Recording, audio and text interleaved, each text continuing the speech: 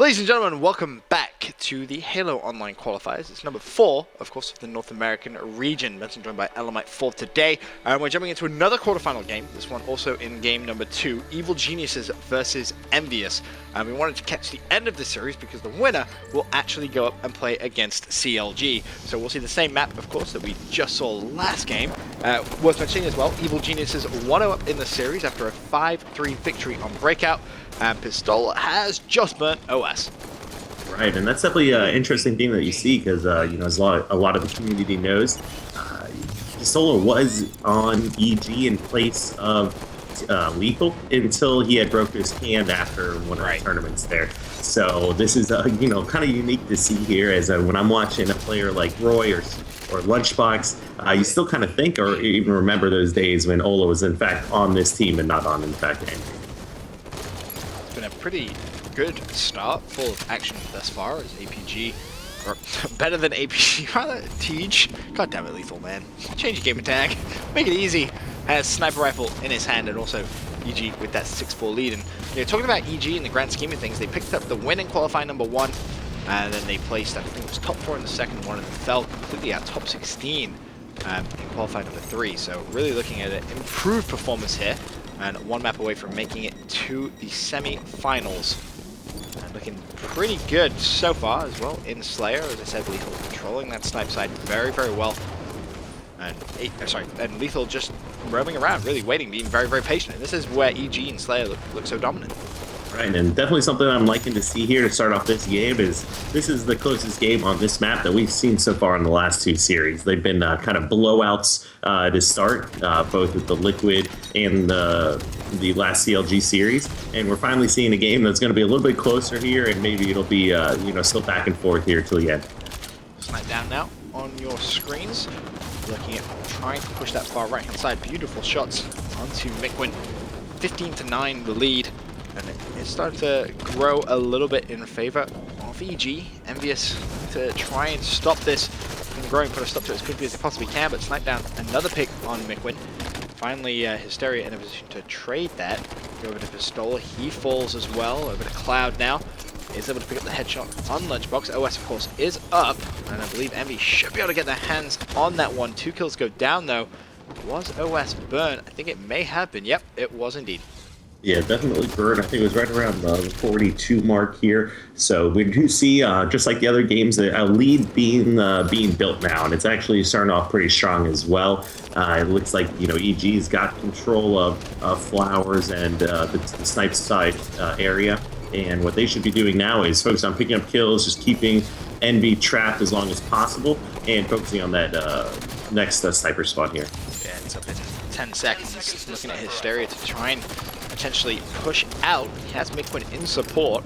He was able to shut down Roy. 4 seconds until Snipe comes up. He's able to put a melee onto Snipe down, but not able to pick up the kill. Sniper up, and I believe Sniper, oh Lord, should be also in their hands as well. Right, we see 3 people from Envy around bottom center right now. Definitely different and pretty unique scenarios that we've seen on the other games.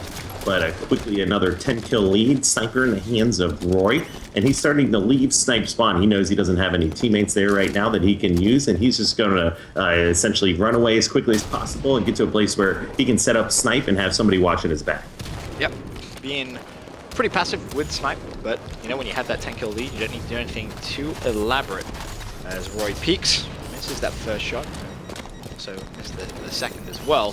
But again, that lead still pretty comfortable in favor of EG, and I feel like that's been the story really of all the Slayer games we've watched so far today. I don't think we've seen a close Slayer at all in qualifying number 4.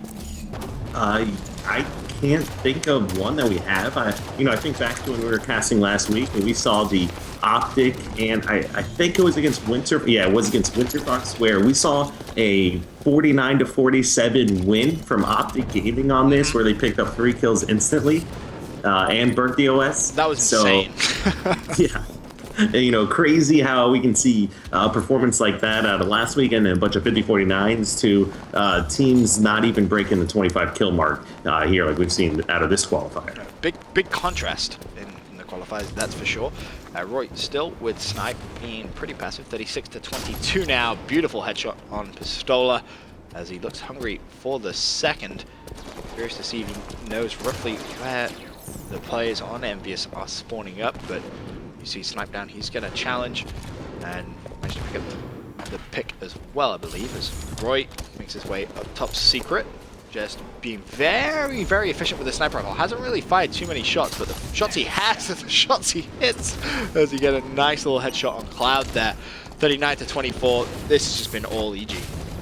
Absolutely here, and we see 40-24 kill lead. You got Sniper still in the hands of Roy, and you know, this is going to be the first Slayer on Plaza that we've seen over the halfway mark. And wow, what an amazing snipe there on Mikwin. Were you watching that? No, I was watching it. That was Roy's just been doing some filthy things with the sniper rifle. Please hit another one. Please do it. Do it. Oh, yeah, that reminds me of when you snipe somebody out of evade here in some of the older Halos, where somebody's flying across and just gets bladed in the face. You think, like, you know, how the heck did he just hit that shot? That's the luckiest thing, but it worked out to be Roy walked around the corner, kind of lined up perfectly. Mikwin coming out of a thrust and just gets his face taken off. That was beautiful to watch. Of course, new sniper up in 7 seconds, but really, I don't think it's going to have too much of an effect on this game. 30-45. Evil Geniuses look back in business after a shaky couple of qualifiers, here to make a point. 3 kills away now from heading to the semi-finals, where of course they will play CLG. Best of 5 as well. Super excited about that. 2 teams who, right now, on the day at least, look very on form. Snipedown looking to put an end to this game. Really push out. May just play this one a little slow. Has the assault rifle out. Grenades coming flying through. He knows they're in there. Doesn't matter. Someone else picks up that final kill. 50-32. Another big slaying Slayer game, or a big deficit Slayer game, I should say. 17 kills for Lethal. A fantastic performance from him. Yeah, I mean, and this is just another online qualifier where I'm sitting here looking at some of these games and thinking just like, wow, like what is going on? Like, how are these games? You know, I feel like if they load up that series and play it again, you could see Envy win 50-32 on that game type. A lot of it's coming down. It looked like that first, whoever grabs those first rounds of power-ups starts getting the other teams on spawn. One thing that teams are going to be needing to look at and improving upon between now and the next qualifier is what to do in these situations. They need to hide, you know, sit there, just crouch, hide in a corner, wait for the next power up or opportunity to push out, and just make sure that when they do that, that they're not finally getting control of the map and finally making good plays and pushes when they're all of a sudden down 15 or 20 kills. Why is it seems more prevalent this week than it has in previous weeks? Like, we've had 3 qualifiers already, and games haven't been as one-sided as we've seen today. Like, that goes for all game modes. We've seen some extremely one-sided breakouts as well, but mainly it has been Slayer, where games have just spiraled out of control, where previously it seemed teams were able to put a stop to that. This week it seems like that isn't happening as much. Is it more teams that are being aggressive are being rewarded with more efficient use of power weapons and power-ups, essentially? Is that what's going on, or is it just mistakes?